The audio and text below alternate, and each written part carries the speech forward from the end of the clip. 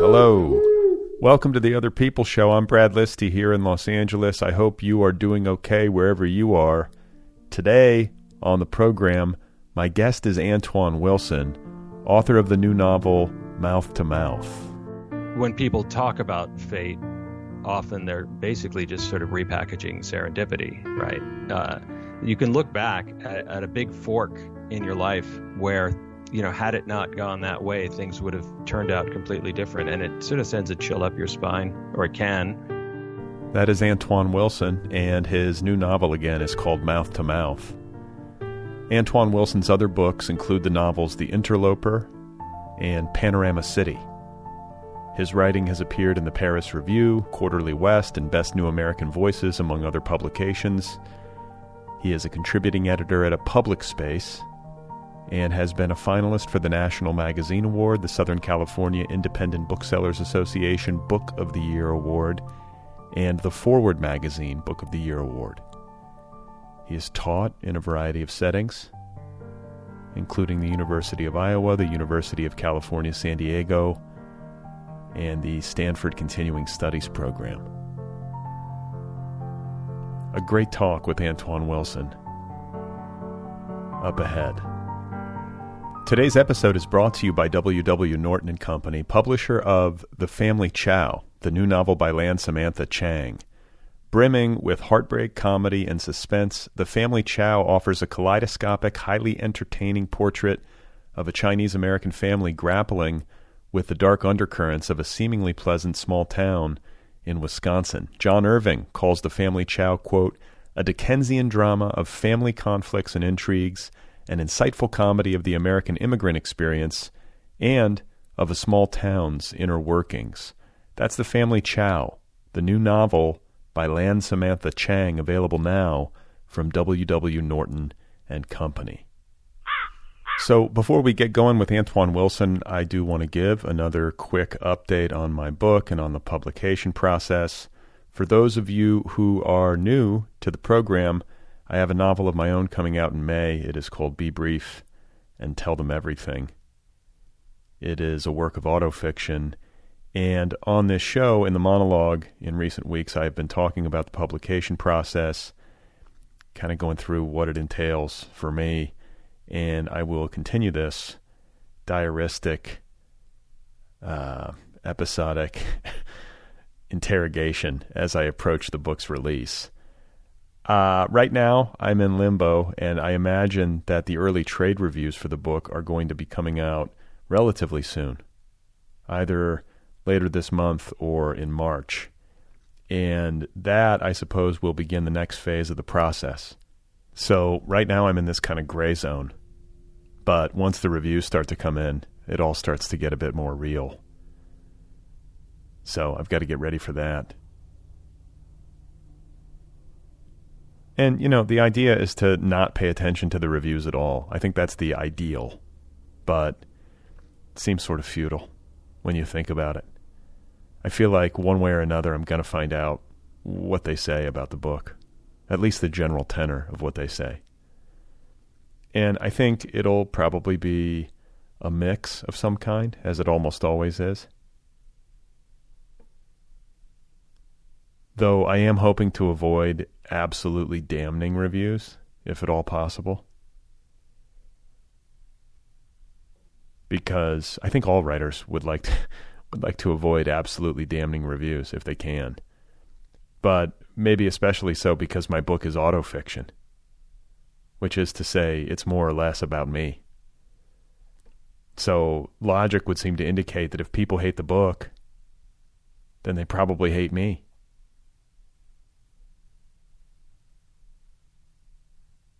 Or would, have a hard time taking to me in person. So what gets weird is when you start to think about people who know me, because there are going to be people who know me and who think they like me, who hate my book, and who therefore, I would posit, actually hate me, but they don't even know it. Until now. And can I say too, once again, how much I hate anonymous reviews? These reviews from Publishers Weekly and Kirkus. Put your name on the review. Why do they do that? I feel like that should be illegal. Nobody should be allowed to write a review of somebody else's art anonymously. That's bullshit.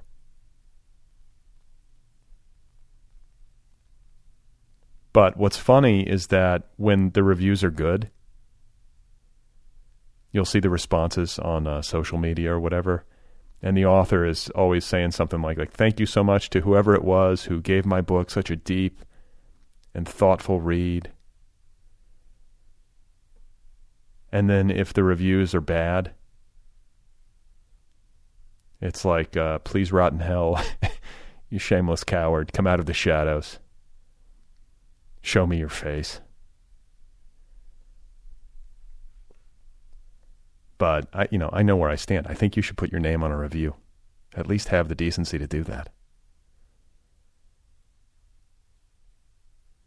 So if you would like to pre-order a copy of my novel, you can do that right now. Just go to bradlisti.com. It's all right there. It's all very easy. Again, the book is called Be Brief and Tell Them Everything. It's a novel due out on May 10th. And pre-orders really help. They help the cause. So if you can swing it, I would be grateful. And if you send me a screenshot of your proof of purchase, I will send you a handwritten note in the mail along with an Otherppl sticker. And I'll give you a shout out right here on the program. What do you think about that? Speaking of which, I would like to offer my thanks today to the following people who were kind enough to pre-order my book. Thank you to Vaughn Johnson, Jennifer Patino, Sam Incandenza, Lisa Grimes, Michael Richmond, and Alex Baumgardner. I appreciate it, you guys. Thank you so much. And one more time to everybody at home, if you would like to pre-order the book, just go to bradlisti.com. Send me a screenshot of your proof of purchase to the show's email address, letters@otherppl.com, or you can DM the screenshot to the show's social media feeds on Twitter or Instagram. All right? All right. Today's guest is Antoine Wilson. His new novel, Mouth to Mouth, is available right now from Avid Reader Press. This book has been generating a lot of buzz. It has been getting well-deserved acclaim, a lot of word of mouth about this book in keeping with its themes. It is a terrific, taut, suspenseful, precise Swiss watch of a novel. You can read it in a sitting or two. It flies by. It is a true page-turner that is also deeply intelligent and finely crafted. It is a novel about identity and memory and ambition and about narrative itself and how human beings build themselves out of stories. I just loved it. And I keep recommending it to people because it's such a fun book that is satisfying on different levels. It satisfies the side of me that loves to be entertained. It satisfies the intellectual side of me, the literary side of me. It is not a trifle of a book. It's a entertaining book that packs a punch. And it features incredibly well-drawn and memorable characters. So I had a great time reading it and a great time catching up with Antoine. He and I go back a little bit. We know each other from Los Angeles. Both of us live here, and we are literary people here. So we have crossed paths a few times in the city, but it has been a minute since we caught up, and it was just a lot of fun talking with him, this conversation. So let's get to it. Here he is, ladies and gentlemen. This is Antoine Wilson, and his new novel, one more time, is called Mouth to Mouth.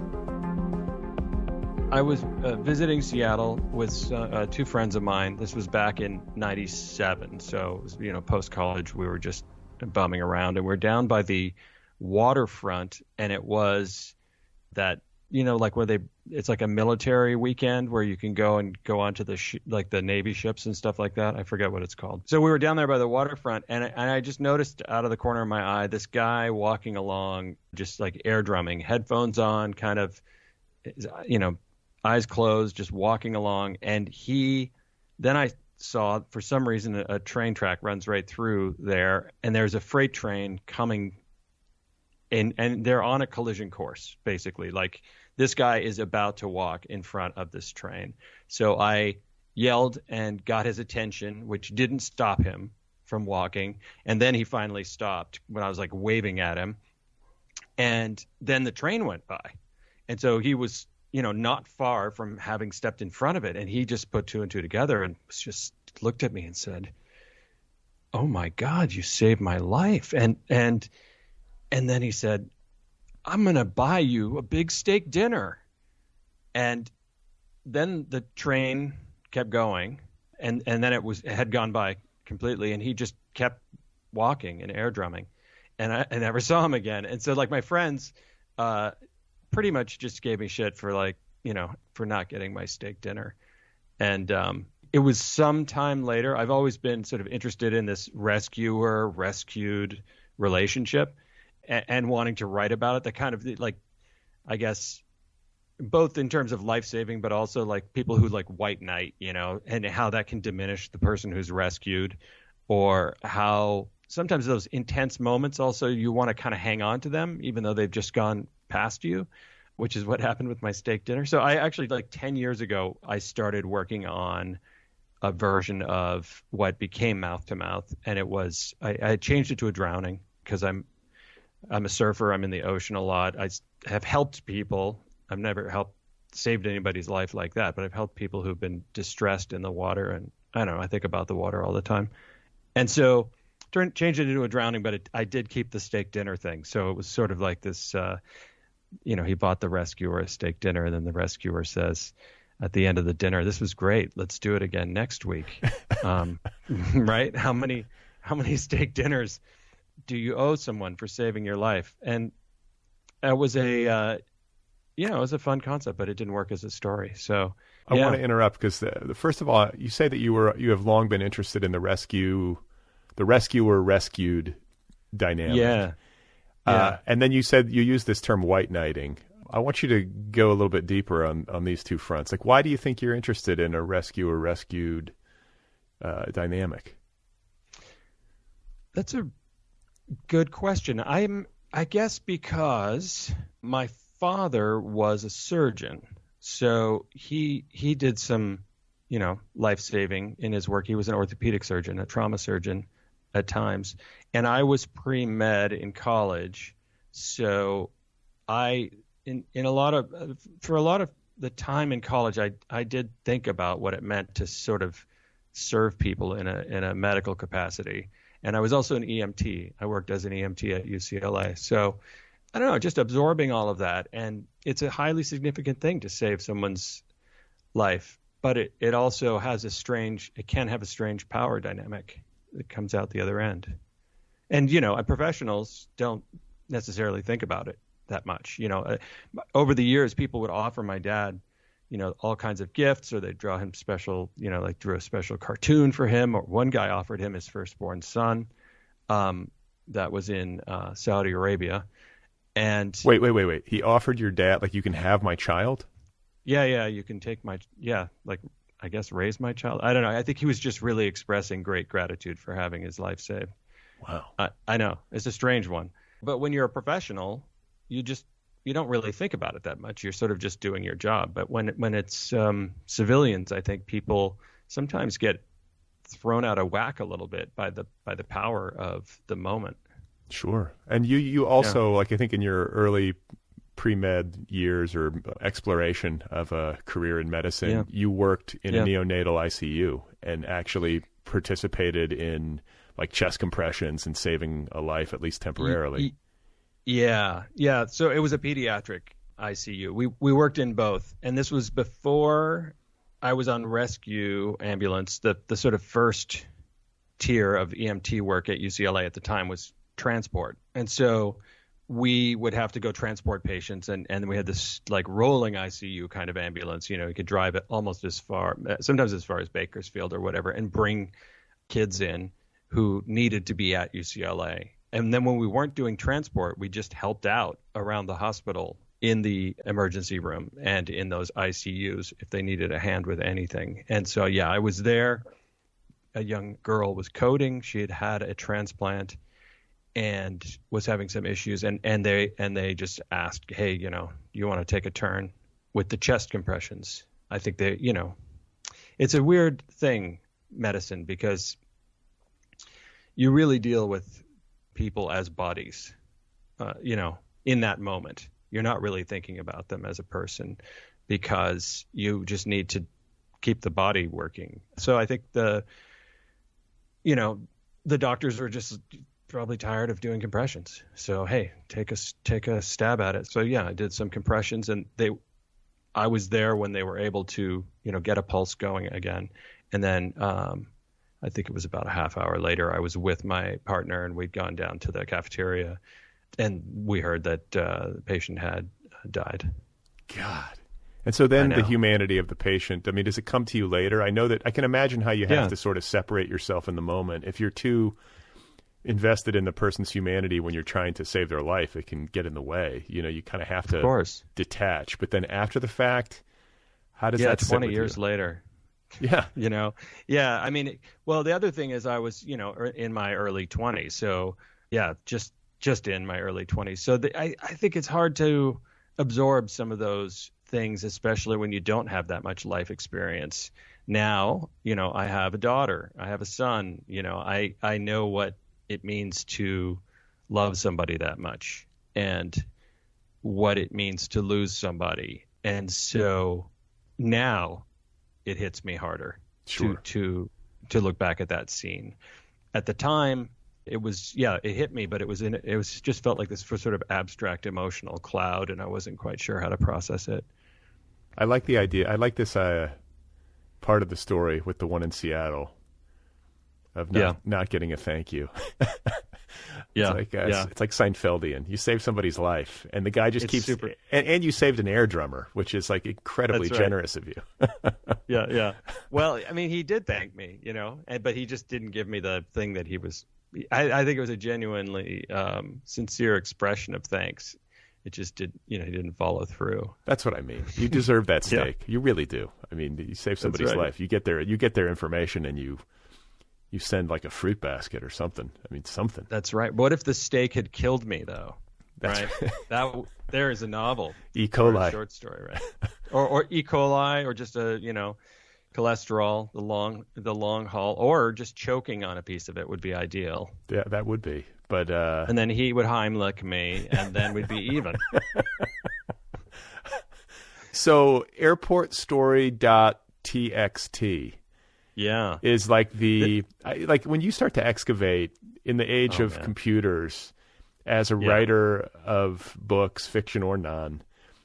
Like what I have found is that there are files on my computer where I'm like, I can't even remember doing this. Yes. But there are files of significance, like in retrospect, files that led me to like the eventual completed project or whatever. So can you just talk a little bit about that and about the origin story of this book and how it began? Well, what I have to say, on that topic, one thing that I've noticed with everything I've written is oftentimes when I'm in the middle of working on a book, I feel like I'm lost. I'm like, is this even a thing? This is sort of not, this is the middle of working on a first draft. What is this thing? What's happening? And then I'll finish the draft or finish even the book, and I'll go back and look at some notebooks where I was scribbling notes about trying to figure out what it was. And inevitably, in those notes is like a 2-sentence preface or, like a description of the entire book. Right. This is the whole arc of it, and this is how it ends. And it's just sitting there in my notebooks, plain as day. And I think it's something that probably couldn't be that useful to me while I was working, but in the end, it sort of that's what it turned out to be. It was always with me. So the airport story thing is just a funny bit because this book was completely finished, and I don't know what I was looking for on my computer, and I saw airportstory.txt, and it has the element of a name being called in the airport and the narrator wondering if it's this person he knew from, decades before. And then sort of next to it is also the image of being in a plane and looking down and seeing fireworks from above. And these are two things that appear on the first page of Mouth to Mouth, but they're also in this document from 2001 that, I hadn't looked at, but I guess it's just sort of things keep circling in your head or in your consciousness until you get them out.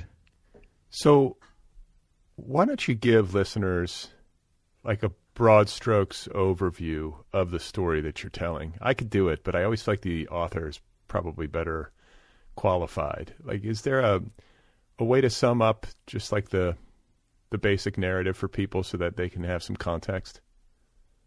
Yeah, let's start in the airport. So the narrator is a nameless narrator. He's a sort of down on his luck author who's heading to Berlin to try to capitalize on a magazine there calling him a cult author. And his flight is delayed, and he hears a name, and it's somebody he knew in college, an acquaintance from almost 2 decades before. And this guy, Jeff Cook, is now a fancy art dealer, and he invites our narrator up to the first class lounge for some drinks, and then proceeds to unspool the story of his rise, how he became who he is today. And it's a story that begins with his saving someone's life on the beach in Santa Monica, which is an act that has sort of consequences that reverberate through the rest of his life. He's never told anybody either, which is a curious thing. So the name Jeff Cook made me smile a little bit because this guy, he saves this man on the beach who turns out to be a great character named Francis Arsenault, who is a very successful, very powerful art dealer in Beverly Hills. Yes. And Jeff Cook then proceeds, and this is where the plot of your book gets really ingenious. He proceeds to insinuate himself into the life of Francis Arsenault, not revealing. I hope I'm not spoiling too much, but he gets involved in Francis Arsenault's life and business without revealing that he was the one who saved him on Santa Monica Beach. And so he's kind of cipher, and I think that word is even used in the text. And I can't help but notice in contemporary fiction and perhaps literary fiction in particular, how characters often have cool names. And as a man named Brad, I'm particularly sensitive to this issue. But Jeff Cook was just the perfect name for a cipher. It's such an unfancy, normal, everyday guy name. That had to have been part of your calculation, right? Yeah. Well, I mean, I'll tell you, since you're Brad, and I'll tell your listeners something that I haven't told anybody about the name Jeff Cook, which is that I have a surf buddy up in Santa Barbara, and he has his own sort of he's a financial advisor, and he's got his own office kind of thing. And whenever I call his office, I always say that it's Jeff Cook calling. And then for whoever had answered the phone, I always spell it Kook, right? Which is kook, and kook is a surfing term for somebody who doesn't know what they're doing, or they're kind of doing everything the wrong way. So it's just like this inside joke with my surf buddy. And then when it came time to name this character, indeed, I was looking for that super plain, almost anonymous kind of name. And I thought, well, my buddy will get a kick out of this, but I think it's also a really good name. Okay, that's okay. So I'm glad to know that I'm on the right track, and I felt like it was a great choice for him and for the story that you're telling, which is been characterized as a psychological thriller. I don't know. If I came to this book cold, I guess I might characterize it that way. Is that how you intended it? Psychological thriller? Were you thinking I'm going to write a psychological thriller, or are you now receiving the news that your book is a psychological thriller upon its publication? The latter, 100%. Like, it got included in a roundup in the New York Times in December of, holiday book, gift books, and it was in the mysteries and thrillers. And my first response was, what? I wrote a thriller? And I guess it comes down to the reading experience that people have that make them put it in that category. It doesn't sort of, wear those genre hallmarks on its sleeve, but I think some people come out of it feeling that they've had a sort of thriller-esque experience, or people often invoke Ripley, Patricia Highsmith's talented Mr. Ripley, because of the way Jeff tells his story, and we're never quite certain the narrator's not quite certain whether to believe him or whether Jeff believes his own story, that kind of stuff. There's a lot of wiggle room there. So I think you can read this book and say at the end, Jeff is a sociopath. That's not how I read it, but I think that's how some people can read it. And maybe in that zone, people feel it gets connected to thrillerdom or mystery. Yeah, I mean, I like that it's open for interpretation. I mean, this is definitely a book that invites readers to sort of formulate their own theory about it. And I think that what I was contemplating as I read, or what I was comparing it to in my head as I read, is for some reason I was thinking of Roman Polanski. I was like, this feels like a Roman Polanski film or something like that. And then it also, to me, had a kind of European feel. And I use that adjective sort of loosely, but that's just what I was saying to myself. Like, there's just something sort of, I don't know, I couldn't draw the exact comparison. Maybe there was a Roberto Bolaño novel that I wrote, one of his like shorter books, or that I read, that it was reminiscent of, or had the same kind of vibe. Oh yeah, there's By Night in Chile, right? It's kind of it's a confession novel. Maybe that was so it. Maybe it's that. I think I don't. That's interesting. The European thing is a curious tag, because I sort of recognize it too, but I don't exactly know what it means, other than it's a different vibe. It's not necessarily a contemporary American vibe, but I also read a lot of, while writing this, I was on a Patrick Modiano binge, which this isn't super Patrick Modiano-ish, but I was also on a Javier Marias binge after that. And I would say, there were early drafts of this that positively stank of Javier Marias, in terms of certain maybe prose tics of his and stuff that I had to get past, but I was under the influence to some degree, and rereading what was the book, Thus Bad Begins. I think there's a similar sort of young person, older mentor of questionable morals situation, if I remember that correctly, but I'm not sure. Yeah. Oh, well, that's great. I mean, that's a confirmation. That's a second confirmation, like the Jeff Cook thing, and now this, like that the DNA of the book does have some work from overseas, because it had that sort of feel to me. And I mean that as a compliment. Like, it just, I don't know, it felt sort of exotic or something. And I share with you a fascination with a couple of things that this book is centrally concerned with. Number one is the way in which we tell ourselves stories, and we tell others stories, and we create our own identities with these stories. And once you start to realize how flimsy they are, it starts to cause me to question the materiality of anyone's identity, myself included. Yeah, I mean, I think the only mistake is to consider it, as anything but that, right? It's a solid sense of identity if it's fairly consistent to you and fairly consistent to those around you, but it is made of memory and experiences that have been filtered through memory and a sort of almost automated narrative making machine in our heads that we are not necessarily, sitting there consciously molding. So, I don't know, it's a strange thing. I'm really interested in the left brain interpreter, which is a concept that came up from the work of Michael Gazzaniga and some others in neuroscience, where they were doing experiments with split brain patients who had their corpus callosum severed to prevent epileptic seizures. And then with these patients, they would experiment by showing them, something to only one side of their field of vision. So you're only showing, one eye, and therefore only informing half the brain, one hemisphere, and the hemispheres can't communicate with each other. Well, they showed the right brain the word walk, and the right brain is not great at generating language, but it can recognize language. And And then the person would get up and walk. And then they would say to the person, hey, why did you get up and walk? And the person said, oh, I was going to get a Coke. And this is where they sort of discovered that in the left brain, there's this little thing, the left brain interpreter, that comes up with reasons for why we do the things we do. And it doesn't really care if they're correct. It only cares that they're plausible.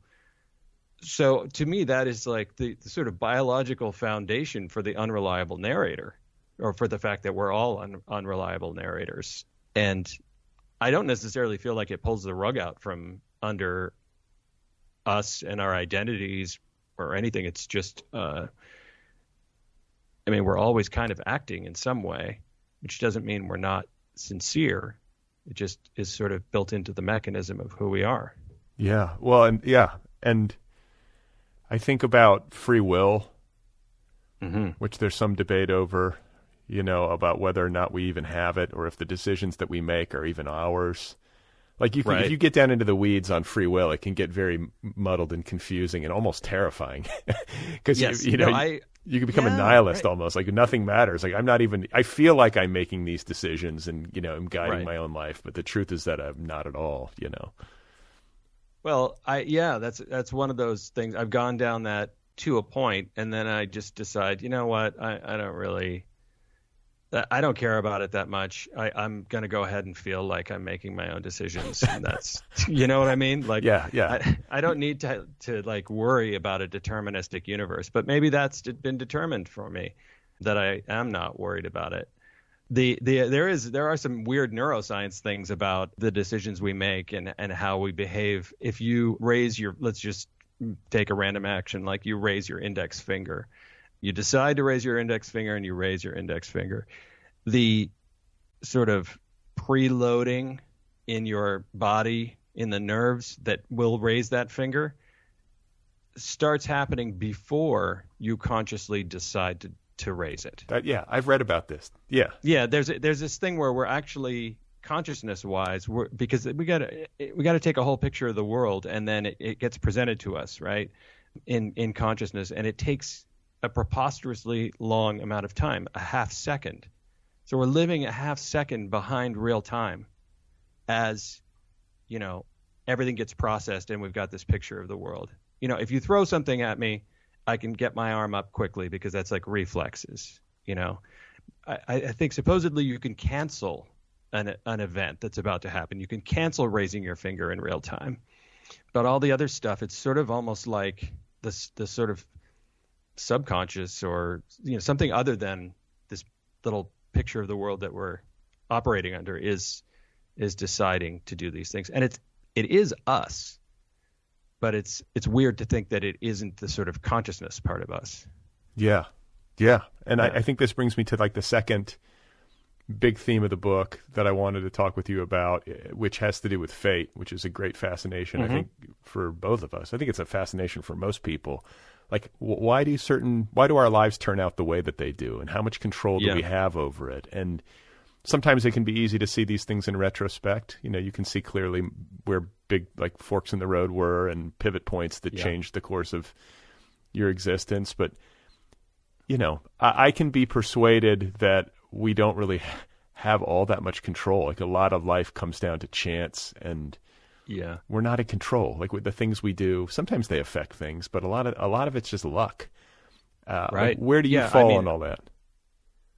Well, I think fate is an illusion, that does come from looking back, and that it's sort of when people talk about fate, often they're basically just sort of repackaging serendipity, right? You can look back at a big fork in your life where, had it not gone that way, things would have turned out completely different, and it sort of sends a chill up your spine, or it can.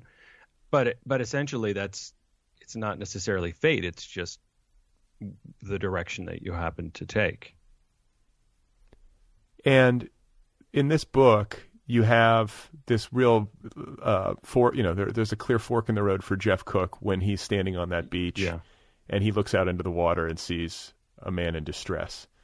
Yeah. And the way that you describe his psychology as he evaluates in rapid fire moments what to do fascinated me because it's not something I'd spent much time thinking about. I think maybe in a passing way I've thought about saving a life. I think I tend to think of myself heroically in those like psychological moments. You know, it's like it's easy to just imagine yourself like rushing out and being the hero and pulling someone out of the water. But if you're actually in that moment, the lived experience of it, when you stop and think about it, would likely be much different. And you do a good job of making that plain. So can you just talk a bit about that and those creative decisions? Yeah, well, I mean, Jeff's alone, and he's telling the story in retrospect, right? So part of what he's looking at is, what if I hadn't saved his life? What if I had instead run to the payphone, because there are no lifeguards on the beach yet, it's too early in the morning, and dialed 911? Nobody could have blamed me if I had done that.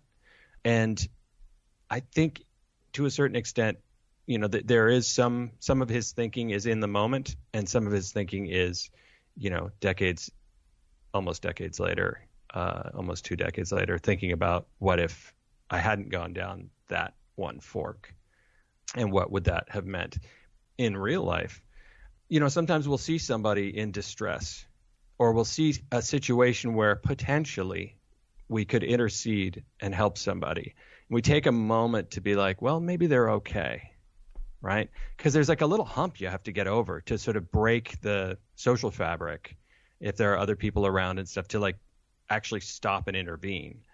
And so I think there's a moment where you look and you say, do I need to change my sort of inertia to go and help this person out? And yeah, I think for Jeff, there is a bit of that moment too. And the book also brings up this interesting question of like, you save a life, and then once that's done, it becomes, well, what kind of life did I save? And right, you know, so there's there's the question of like, is this a good person? Did I just like save the life of an asshole essentially? He does wonder who he saved, and then as soon as he sees them in the flesh, you know, then it's sort of like, well, wow. I mean, you know, Jeff doesn't have a lot going on. He's been broken up with by his girlfriend, and he's just out of college and a little bit maybe in need of direction. And so, yeah, he looks at this guy and he has this thought, wow, all of this is happening because of me, right? I mean, if I hadn't saved this guy's life, none of this would be happening. It would be a whole different world. Yeah, that was going to be my next line of questioning, is because you do a nice job, I think, of painting that psychology, you know, in the narrator or in Jeff, which is, you know, this feeling of responsibility, a kind of almost godlike feeling, you know, that everything, like everything that's happening for this person from the point on the beach forward is my doing. I created this for good or for ill, you know? Yeah. And so that's part of the fun of the book, is getting to kind of follow him down that rabbit hole to see what he has wrought. And in Francis Arsenault, I feel like you've drawn like a really memorable, fun, villainous, interesting, psychologically complex character. Like I think he gets a big response, I'm sure, from readers in the conversations you've had. And what I found as a Los Angelino is that, and knowing you a little bit, I feel like Francis Arsenault is you delving into and painting a portrait of a certain kind of power broker in the arts, the kind of guy that's common in this, like maybe all too common in this town. And you grew up at least partially in Santa Monica on the West Side, and have lived among, and still live on the West Side. And, you know, you've lived among these people and have probably known a few of them or have crossed paths. And so I'm wondering if like adventures in childhood or adventures in, I don't know, social life or the carpool lane or whatever it is have helped to inform your building of the Francis Arsenault character. You know, one of the interesting things about Francis Arsenault is he doesn't, you know, the sort of outline of him comes from the art world and other characters in the art world. I used to work for a fine art appraiser in Beverly Hills post-college and then post-grad school. So, you know, that's where a lot of that experience comes from. I don't love doing research, so I just go back to the memory banks. But the actual sort of the internal character of him comes from a lot of different bits and pieces sort of cobbled together, but in terms of a person at the head of a business in the creative world who just gets to be a sort of unbridled narcissist, and it works, right? This is an unbridled narcissist who's not getting penalized in any way for it. He's those characters I've met tangentially in Hollywood more than in any other business. I mean, by which I mean the film business. Yeah. Yeah. I mean, it's like, I think for me, reading him chilled me in the sense that I was reading this book while here in Los Angeles and was kind of thinking like, he's out there. Like this dude, I've crossed paths with guys like this before, and they are out there. And there's a passage in the book that I think was maybe the most chilling for me, where Francis is reflecting on his near-death experience when he's talking to Jeff. And he's like, nothing matters. Nothing you do matters. It's this kind of like nihilistic. Yeah, there's nothing after. I mean, because one of the questions that's not really central to the book, but was central to earlier versions of, exploring the characters and the themes, was how is Francis affected by having, he knows he basically died or nearly died out there in the ocean and was rescued. He doesn't know that Jeff was involved. He thinks it was the lifeguards and the EMTs, but how does that affect you? And how are you going to live your life? And there are a lot of people who have those experiences and they say, like, suddenly life is much more valuable, or I recognize, I don't waste any time, or I've got more joy because I know that this is all bonus, that kind of thing. Or I had a friend, one of my dad's friends was a surgeon, crashed his motorcycle and had to have surgery and stuff in Mexico. He had to have surgery back here, and he reflecting on that experience became much more sympathetic and empathetic with his patients. These things change people, but Francis Arsenault is kind of a hard ass, and to a certain extent, what he gets from it is, there's not, this is it. And I'm going to take as big a bite of the apple as I can while I'm still here. Yeah. So it's a very specific kind of character and a very specific response to nearly dying. Well, yeah, and it's funny because I think I've heard both stories told. You have the people who see the white light and might like float above a field, or have an out of body and like be in the room watching the doctors try to resuscitate them, or, all these different ways. And then I've also read accounts where it's like, nope, nothing. It's the great big nothing, and which one do you believe? Like, where do you fall? What are you hoping for? Yeah, I guess we'll find out. Yeah, I guess we'll all find out. But I find that, like, when you're dealing with a character who's a cipher in this kind of story, like a kind of Ripley-esque story, and you're playing with these themes of identity, and then you're also kind of indicting Los Angeles and the big money, like aristocratic art world kind of scene. What a perfect place, maybe even to a greater extent than I could imagine with, say, the film business or other art forms, like the fine art world. This land where paintings are traded for tens of millions of dollars between really rich people. Nothing could be more nebulous to me. And these valuations are based on what? Like, what are they? Like these kind of silent agreements between rich people. Yes. And also, I think the ultimately fictional opinions of important power brokers like Francis Arsenault, like I want to talk about that. And I didn't pick up that you had worked, I guess I should have, but I didn't realize you had worked a little bit in this world out of college. But so you might have a window into it, and maybe you did a little bit of reading about it non-fictionally as you were writing. But like, I always wonder, like, how does that work? Well, I mean, if we go back, one of my fate's forks was I finished UCLA wanting to be a novelist. I figured out I didn't want to go to medical school. And so I looked for a job that would be related to writing, and I just saw this job posting for working for a fine art and rare book appraiser, and there's the word book. So I was Jeff level doofus, and then that's how I got the job. And 95% of it was art and 5% books. But I learned I didn't know much about contemporary post-war art, no more than anybody who goes to some European capital and goes to the big museum and nods at the Monets.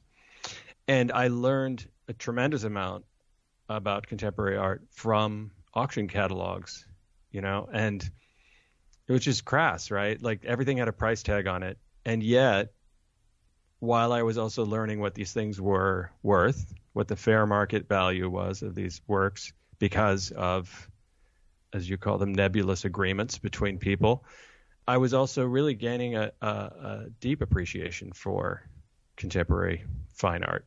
So it's a sort of dual track thing that happened. And I think it actually happens to Jeff as well. I'm always interested in questions of value, not just financial value, but like worth. Like the sort of main central question anytime I'm writing or thinking about writing is what is worth paying attention to, right? And that's to me the core central thing. And so that, expands into other questions of value and worth. And that fine art market does seem super detached from the financial realities of just about everybody. And yet it has its own internal logic. Right. And yeah, it just hovers there. I had a nice little collision of the two. I was at the Frieze Art Fair pre-pandemic walking around, and I saw some work by a Japanese artist named Tatsuo Miyajima. And I had seen one installation of his at the Met Breuer on a trip to New York, and I had the room to myself. It was this dark room with these like LED numbers on the ceiling that were counting like 0 to 9, I think. I can't remember the exact, but they're just cycling in this weird time cycle. And I just lay down on the floor, and I had this amazing experience of, I was like, this is more than any other artwork I had experienced. This is time. This guy is really dealing with time in a beautiful way. So I was at the Frieze and I saw, oh my gosh, he makes little ones. You can actually buy this guy's artwork. And so I asked about one, and it was $55,000, right?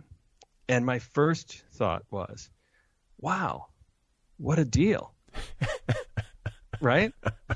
I can actually own a piece of this wonderful, profound, interesting artist's artwork for only $55,000. And then obviously following right on the heels of that is like, I don't have $55,000, and $55,000 is a very nice car. It's a lot of other things. But within the context of Art Brain, yeah, I mean, that makes total sense if you're a collector. Well, I was going to say, if you look at it through the lens of investment, I think some of this is where you have to have some real good advice and know-how, or just like good instincts and a bit of luck. But one of my fantasies is to be the guy who buys a painting, or who has a neighbor who like goes on to be Basquiat, and like early on, like gives him like a bag of weed for like a painting or something. And it winds up being worth like $70 million, like those poor people who had Bitcoin right at the beginning, and they were just like, well, this isn't going anywhere. I'll buy a bag of weed, and then, or like, I'll use it to pay for pizza, pay my friend back. And it's like, would have been, $75,000 or something. At least. Yeah. So I think that, one of the things that I kind of bristle at when it comes to thinking about this high-end art world, like especially really high-end, we're talking like paintings that are going for tens of millions of dollars, is that you almost can't lose. It's like it's like real estate bets. Like if you're getting a house for $15 million, like if you're in that market, it almost feels like you're gonna sell it for more, because the only people who can afford that house can afford more. I don't know. It just seems like these people are just trading and making. It's blue chip. I mean, in the art world, they call it blue chip, and it mimics the sort of blue chip stocks, right? They're the most stable, and they're the most, they're the biggest companies, and it's the same for that kind of art. And things go in and out of fashion, and people consider certain artists more or less significant over the years, and then the entire market can have a correction. when people move their assets into other asset classes for whatever reason, people do these things. It can dampen the market as a whole. But yeah, at that super high level, it's all about, I think, parking money. And something like this Miyajima piece, it would be $55,000 is not. I don't think that would be a bet. That he's going to become more significant and that this thing is going to be worth $100,000. I think this is something that a collector with means, or somebody who's putting together a museum, would buy it because they consider it to be an actually a profound work of art by a very interesting artist. I wonder what it's worth today. I wonder if you. I think it's worth the same. It was just pre-COVID. Oh, it was. Okay. Yeah, you never know. Yeah. You never know. But yeah, I'm always curious too about how art stars are made, because what we're talking about are two different things, really. Is like there's the art and then there's the commerce. And I think when we talk about Francis Arsenault and we talk about the mechanics of that gallery world and how all that works, that's the commerce part of it. The art part, I'm a lot less cynical about, except when it comes to like thinking about how the art star happens. Because my theory of the case, and maybe I'm wrong, is that there are talent is actually in great supply. I feel this as the host of this show. Like there are nothing but great writers coming down the pike, who are doing brilliant work, but some break out.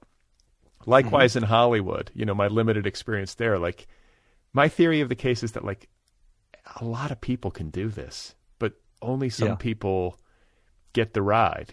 Get to go work on whatever show or whatever it is. And similarly, comes to paintings. There's only one Cindy Sherman, or there's only one, whoever. And right. I start to wonder, and this is where the cynicism creeps back in, if first of all, how it happens. Sometimes it's dumb luck, and there are rich people of influence who just notice somebody's work and say, we're gonna make you, because we believe in you.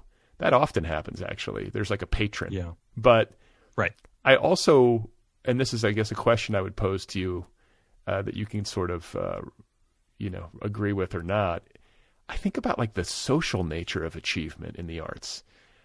This making connections, this being able to ingratiate yourself to the right people at the right time, to be quick on your feet, to be able to perform when the pressure's on and you have to make a good impression, to make the sale.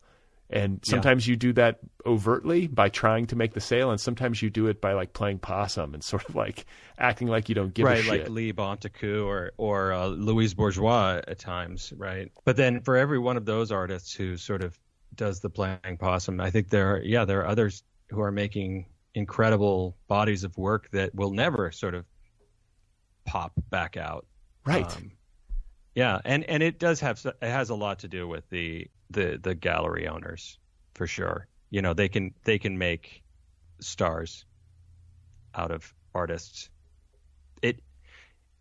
Sometimes you see them try to pump somebody up and it doesn't happen, but other times, you can take any number of sort of mid-tier artists who have been working by mid-tier, I mean financially, been working their whole lives and making these really, really interesting works.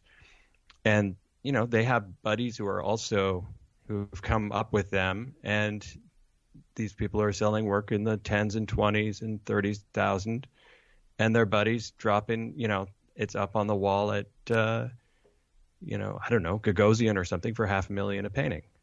And what's the difference between the work? It is very subjective, Someone decided that one was more significant than the other, financially, at least, if not art historically.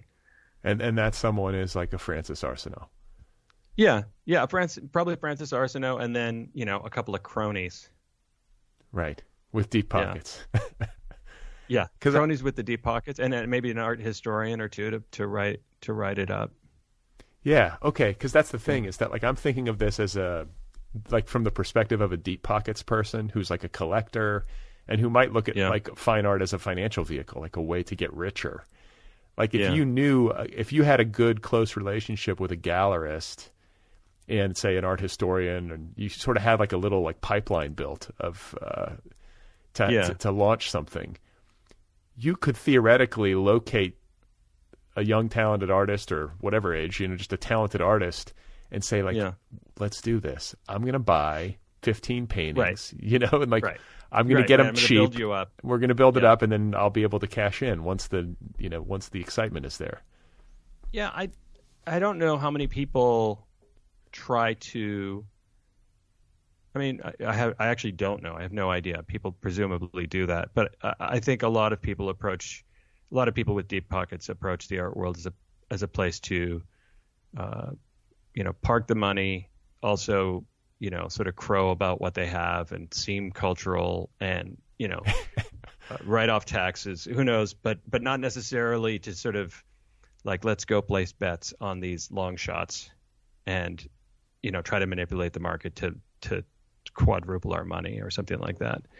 I don't know. I mean, that kind of speculation does exist, but I don't know that much about it. Yeah, it's probably a great way to lose your shirt too. I mean, you'd have to really know what you were doing.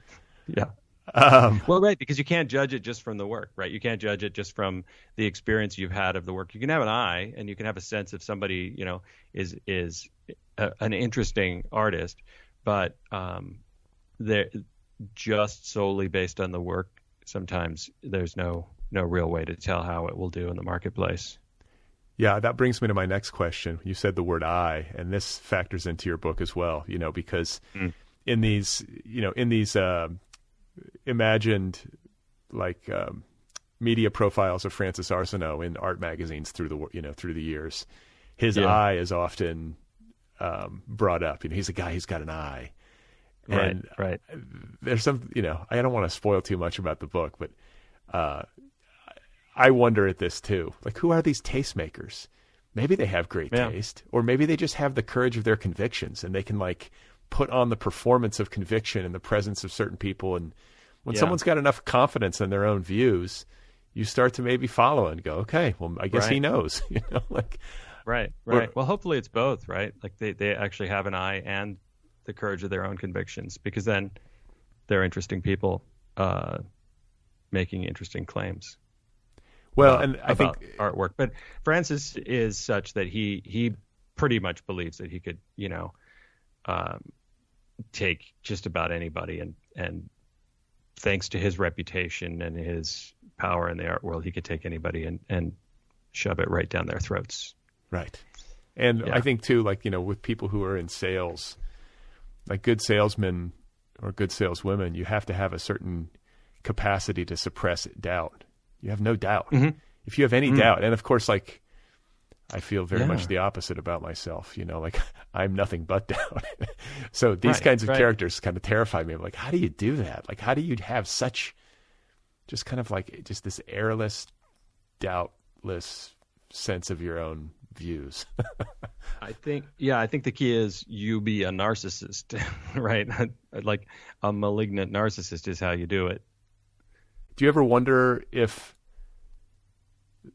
maybe not the extreme version of that kind of character, maybe just elements of it are necessary to succeed in the system that we're in?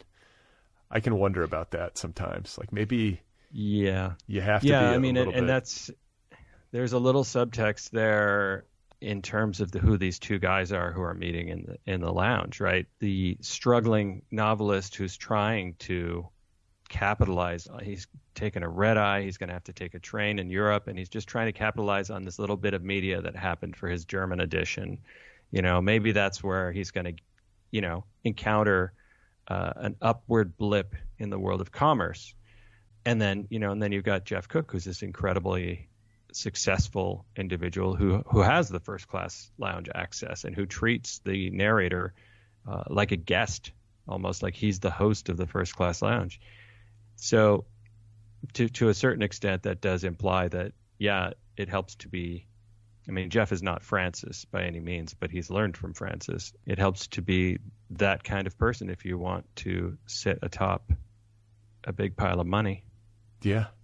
It's like a little, I can feel alienated, I feel alienated, and I can feel that way just reading about it, because I start to investigate my own character, and I don't think I can I know I can't do that. And then Obviously, when you live near Hollywood. But Brad, they can't do this. That's right.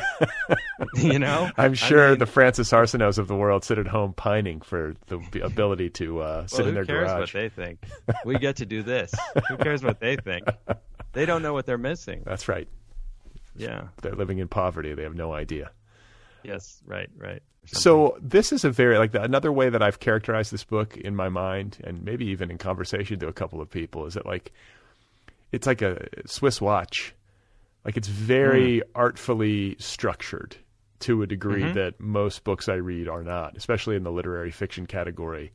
And that's not to denigrate the other books. There's different ways to skin the cat, but this is definitely a book that has great structure, that has a cinematic quality to its story structure. I'm wondering how much of that was intentional. I'm wondering if you drew an outline. No outline for this one. In fact, the sort of question of when to cut away from the lounge into what much of Jeff's story is in a close third person. I just sort of try to feel my way there and just get the rhythm of the storytelling and what I felt would work. And that cinematic thing may come from that sort of cutting away into a third person, close third person depiction of Jeff's story, because it's something we see in the movies all the time, like Princess Bride type narration, and then you cut to the footage. But no, there was no outline on this one. Ironically, my previous novel, which is much more of a picaresque in a lot of ways, that one I had to do quite a bit more outlining, kind of after the fact, but in terms of organizing the structure of it, because the structure wasn't necessarily self-evident in the way it is for this book, where one thing really follows another. I feel like this should be adapted. I had that thought too. Is there interest in adaptation from anyone? Yeah. I'm working with a producer and a director. I got to have a couple of Zoom meetings with different producers who had their sort of take on things, which is entertaining and strange. And it's not the business that I necessarily want to be in, but I'm very happy with the people I'm talking to about it right now. Cool. So we'll see. Yeah, it could be really fun. I think so too. I think as a feature film, you think that would be an adaptation for a feature film, or are you thinking something where they break it out into a series or a limited series? Or the original. I mean, it's obviously a feature film on its surface, and yet we've been drifting toward the idea of a series, limited series, because there's a lot more to explore in this world. And if you do a feature, it's lean and mean, but it's sort of it leaves a lot on the table, I think. Yeah. Well, I mean, I think the way that people, or the way that streamers have allowed for these longer tellings, lends itself well to adaptation. That's one of the upsides of limited, the sort of golden age of limited series, or whatever you want to call it, that we're in, is that, if you want to do a novelistic telling on the screen, I think that's the form for it. Right. You can get 8 hours. Right. It's an 8-hour movie. Right. And, but with, punchy 1 hour long sections. And it sounds to me, I'm just I could be wrong, but it sounds to me like it's still kind of preliminary, just for people listening, you think it's going to happen, or is it kind of in talks kind of thing?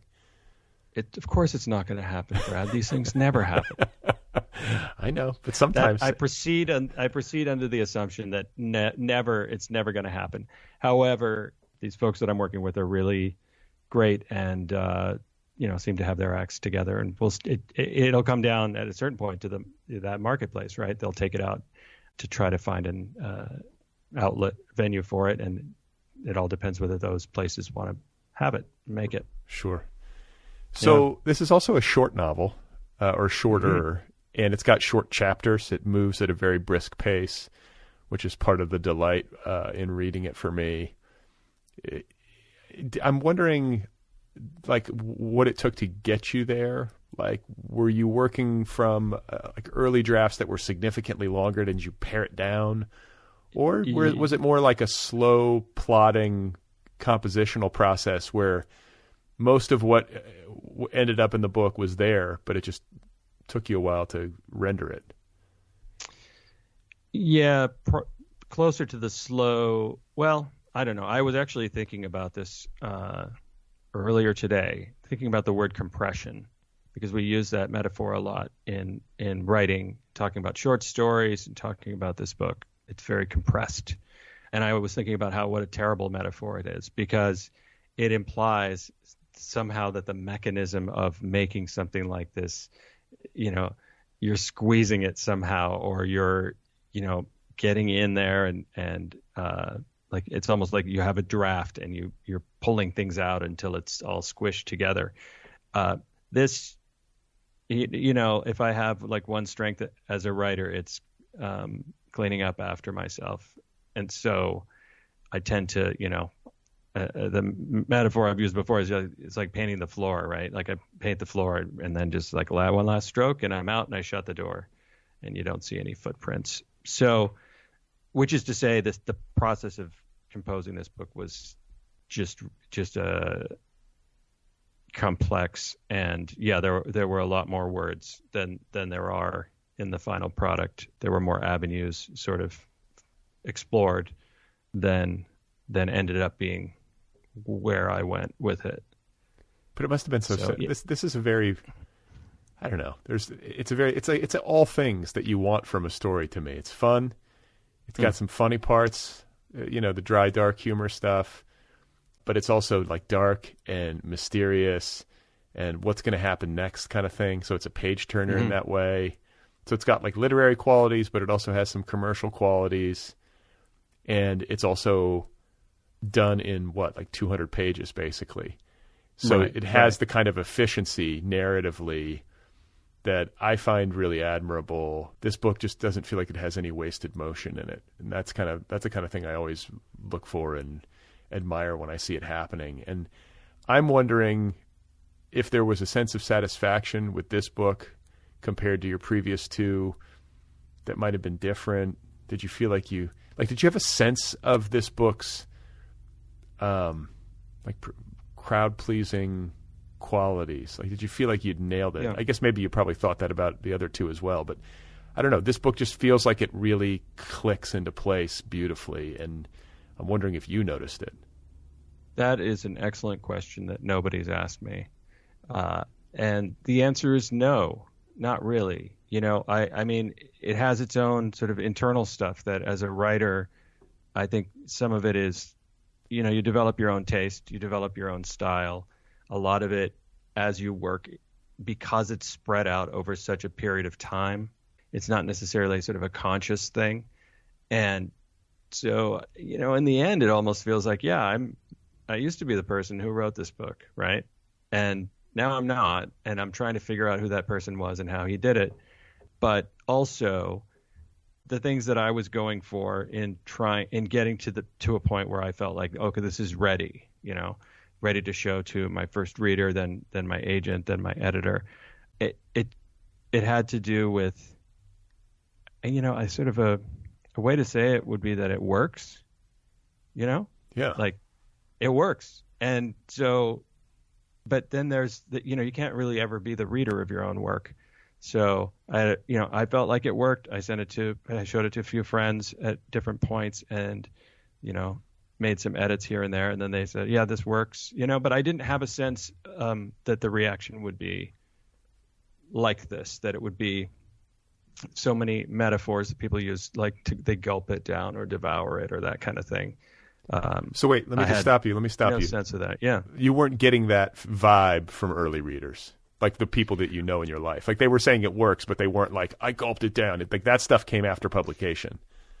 Well, yeah, it came sort of in the publication process. My agent got excited about it. My editor got excited about it. So that's when I sort of felt like, okay, there's some great stuff happening here. In terms of early readers, we're writers. We're going to get up to our elbows in the craft aspects of how to make this thing better, And so I got very positive feedback, yes, from my friends. But it's not the same. Well, I was just going to say what I'm reminded of now is how comedians will be like trading jokes with each other, and they don't laugh at each other. They just say, "That's funny." Yes. It's kind of like that. It's exactly what it's like. Yeah. Yeah. And, I have a friend who doesn't say it's good very often, and he said it's good. So, okay, in that case, I will send it on to my agent, and from my perspective, it's like, okay, it works. And I've done as much as I can to it for now to try to make the thing that I am currently wanting to make. But yeah, I was surprised by the reactions, and I find it really gratifying. Mainly, I just like to hear how people read the book, what they think about it. I'm always interested in hearing what readers think. And I feel like I've left enough open in it for readers to meet it halfway and have their own takes on it, which, some people would say, well, that's great for book clubs. But really, for me, it's just I'm even trying to edge more and more toward more open work, which is ironic, I guess, that this thing, grabs you by the throat and doesn't let go, because I usually associate open work with stuff that, you really just have to sit there and bring a lot of your own energy to it. I find that aspect of it. I find that aspect of it to be one of the most satisfying parts of it. And it helps to distinguish it as a book that really stays with you, because there's a lot left, like you say, open. There's a lot left to interpretation, and it's fun, frankly, to wonder at it. Yeah, I mean, you know what I'm saying? Like it's not like this like unsatisfying openness where you're like frustrated. It's more like it's a sense of wonder and intrigue. I feel like what you don't want is speculation. Like, what the hell happened? What you want is interpretation. You want to. The reader gets to the end and they're like, okay, I'm pretty clear sense of like what everything that happened in this book, but what does it mean? What were these characters thinking? What the hell happened? But not on a literal level. This is where I would ask you about process a little bit, because writing is concentrated thinking. Right. I feel like you're you're a really good thinker on the page in that like DeLillo-esque way. I think most writers in literary fiction are that way. It's like trying to figure out what we think about things through the telling of these stories and through kind of slow, meditative daily work. But people are better and worse at that, on the page. And you seem to me like we know each other a bit. You seem like a really kind of cool-headed person. Control is a word that comes to mind. Like you just feel like somebody's who's in control of his shit. And I'm wondering, like on a day-to-day work basis, what it looks like for you, like how you do it, like even down to the ritual, just because the work really reflects that. It reflects a clarity of thought, really beautiful at the prose level, like a lot of painstaking work. Yeah, and I would say the control thing is an illusion. At least in terms of work. Like I this work requires a lot of intuition, and I think I am probably like most, reasonably like college educated, left brainy males, like intuition is not where I start, right? Structure is where I want to start, that kind of thing. Knowing things, being able to grab something and answer the question completely. And yet you have to go into the murky place and be comfortable with it. And I think that sounds pretty abstract. But in terms of what it really means on a day-to-day level is being able to look at your own writing, the day's first draft pages, the rough stuff, and not hate yourself and not hate it is very difficult, I find, especially because you compare it to either the great writers that you're reading, because why read anybody else? Or you compare it to the thing you just published that people have just been talking about in great positive ways. But my process tends to be I have to find a few goalposts or pitons or whatever you want to call them that work together in a dynamic. And then, some kind of premise or some kind of character, sort of feel my way toward it. But the writing of that first draft stuff, I usually cruise along until I hit a point where it doesn't work anymore, and then I start over once I sort of have a project, and I will do that over and over until, I'll do that for 5 pages, I'll do that for 20 pages, I'll do that for whatever, until I get over that sort of 100-page hump. The downside to that is it's a painstaking process, because also you have to believe when you're writing that draft that this is the draft. Right. You can't bullshit yourself. Right. Yeah. So like from experience, it's probably not the draft, but you have to believe, yes, this is the draft, which is why I feel like it gets harder and harder to do this thing. And it's a totally inefficient process, because you generate a lot of pages that never end up in the final work. However, something that happens during that process is, for me, I end up uploading sort of into my consciousness a bunch of the stuff that I've put down in the earlier drafts, and I don't cut and paste. I just start over. Sometimes I'll have 2 documents next to each other if I'm pretty far along, and I'm like, okay, I need to rewrite this chapter, but this is earlier. I don't cut and paste, and so the stuff that's in my head is the stuff that's stuck from the previous drafts. And when it comes back down onto the page, it comes down onto the page in a way that feels spontaneous and of the moment, because it just came to mind. And it was up there because I'd already discovered it in a previous draft, but it just came to mind, which is going to make it feel, you're going to feel that energy on the page as a reader. So that's kind of been my process for, at least for Panorama City and for this book. And I don't know. I mean, if I could make it more efficient and less, it feels like, you just feel really stupid every day, and that can wear on you. I think that's where that sort of marathon energy has to come in, is you just have to be able to keep coming back to the thing you're working on. Well, and I think your description of how, especially as you accrue experience as a writer, you sort of learn yourself, and you just learn this process in general, and you realize that the first couple or 2, 3, 4 drafts are going to suck, but you have to believe. That's such an important point to make, because it's like the process becomes freighted with that knowledge. And it's hard not to feel a sense of doom, and yet you have to get up with a sense of confidence to engage with the work in a meaningful and constructive way. So it's like people who don't write, who don't do this for a living, or who don't do this as part of their life, wouldn't understand maybe, unless somebody spelled it out for them. But that's the hell of being a writer. That is as good of a distillation of the psychological hell of being a writer as I've heard. Yeah. I know, but it's real, and it would be great if the gods would only just every once in a while just give us a perfect shit. You sit down, you write sometimes short story writers get this, but you sit down and you just write it, and it's just about their first out of the gate. That would buoy our spirits, I think, a little bit. Yeah. But we don't get it. I haven't gotten it. Not in a novel. But you know what else I was thinking is, as I was listening to you talk, and again, I don't want to get too precious here, but I was thinking of surfing, and it's like those first iterations are sort of like the shitty waves that either don't pan out or you don't catch them, but then eventually you catch the wave and you get that good, long ride. That's what I was visualizing as you were talking about it. Yeah, well, there are a lot of hero to zero and back moments in surfing and in writing.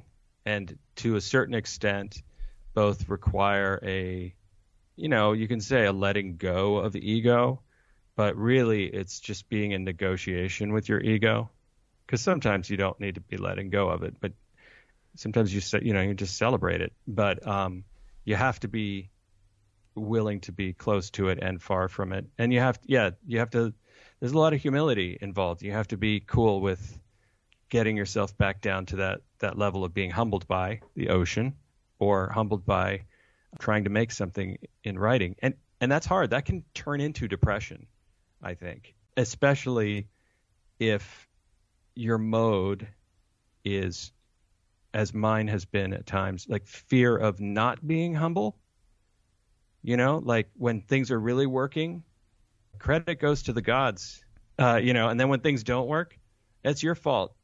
Right. And that's what it feels like. So I think you have to be careful that it doesn't drag you down. Well, and I think too, like another aspect of the hell that we are describing is, I love this. Yeah, right. Those moments where you feel like the gods are working with you, and you're getting good stuff on the page, and then a day or two later, you'll pick it up and realize how wrong you were. Like how much trial and error there is, to finally getting it to where it's really, truly working as well as you can make it work. And that part of it is humbling, to be wrong in your own self-evaluation, Well, and the other thing, the converse of that, which is what I tend to invoke, is you can be having a terrible day and you sit down and just do your writing, and you're depressed or whatever's happening. And then, a week later, you go back and look at your pages, and you can't figure out where the terrible day pages were. Right. They're fine. Right. They're fine like the other, like the great day pages. They're all kind of it's almost like you've got nothing to do with it, or your feelings have got nothing to do with it, as long as you're in that mode. Do you have a routine, like you do your writing at basically the same time, or is it all over the place? Yeah. Ever since having a second child, it's become all over the place pretty much. So I've had to, my ideal is wake up, go to bed at 1 or 2 in the morning, wake up at 9:30 and start writing right at the window where things turn on for me, which is 4:30 in the afternoon. So that hasn't happened for 14 years. I was going to say that's a dreamy scene. Sounds good, right? Yeah. That's also like a non-morning person. My wife is more of a morning person, and she sort of shuts off at 4:30. So it's pretty funny. We'll sometimes have these moments where we cross over. In any case, it's been catch as catch can, for a little while. When I'm cooking on a draft, I tend to then create, a more regular window, and I have to write it down, like on an index card or something. Like, this is the time when I move my body. This is the time when I make sure that I eat. This is the time when I have 2 hours to write or 3 hours to write if I'm lucky, in a day. Okay, and move my body. That means surfing? Surfing, yes. If I have the time, it means surfing. Sometimes it means just taking a walk, Right. Because I'm not, other than surfing, I'm not like an athlete or something, and I don't have great habits. So it's just important to keep, you want to live, right? Yeah. You want to keep living. Yeah. That's right. Last question. Sure. I forgot to ask this earlier. You have this film interest, possibly, and a limited series, kind of thing. Would you participate creatively as a writer in that, or are you kind of thinking hands off and let somebody else do it? Well, I've never had that much sort of ambition to write film or TV. I wouldn't mind writing a play, but not film or TV. I don't know why. So if it were a feature film, no, because they just go write the thing. Maybe I could give a note or two. I don't know. But if it were a television series where the sort of material is being mined for potential expansion or more of this world, yeah, sure. It would be fun to be involved. I wouldn't want to write the pilot or run the room or anything like that, but I think I would have something to contribute. And if I didn't, then I could join the ranks of a zillion other novelists who've been fired from their own shows. Right. That's a very august company you would have in that sense, right? That happens all the time. For sure. Yeah. Well, I will keep my fingers crossed because thanks. I would be interested to see this thing adapted, as I said, and I think it would play well. So, fingers crossed for you. Congrats again, and thanks so much for taking the time to talk.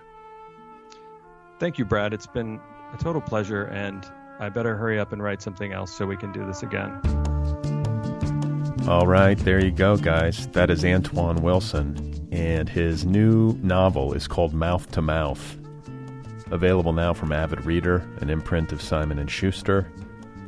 You can find Antoine Wilson on the internet at AntoineWilson.com. You can follow him on Twitter. His handle over there is @AntoineWilson. And his handle on Instagram is @TheAntoineWilson. Again, the novel is called Mouth to Mouth. It is superb, and it is really fun. And so smart. Just read it. You'll enjoy it. The Other People podcast is offered freely. Did you know that? The entire archive of this show is available to you, the listener, for free. It's a listener-supported show. If you listen to this show regularly, if you like it, if you get something from it, I hope you'll consider becoming an Other People Patreon person. You can support the show for as little as $1 a month over at patreon.com/otherpplpod. That's Patreon, patreon.com/otherpplpod. There are different tiers, different levels of support. You can move up the scale and get stuff. A t-shirt, a tote bag, a coffee mug, a book club subscription, you name it. Patreon.com/otherpplpod. If you have anything you want to tell me, the email address for the show is letters@otherppl.com. letters@otherppl.com. Let me know what you think. If you want to get the Other People app, it too is free. This show has its own app. Go search for it wherever you get your apps. Other PPL with Brad Listi. It's a good way to listen. It's very user-friendly. There is also an Other People YouTube channel. You can subscribe to that, and I hope you will, over at YouTube. That is also free. All right? And if you want to pre-order my novel, just go to bradlisti.com. Send me the screenshot of your proof of purchase, and I will send you a note in the mail and an Other People sticker. All right? Okay. I think that does it. Oh, yeah. If you want to review the show, rate and review the show, wherever you listen, Apple Podcasts, what have you, that helps. So I hope you'll do that. It takes 2 minutes, and it can make a difference. All right? Okay. A lot of good shows coming up. Stay tuned. Thanks for listening. I will talk to you next week.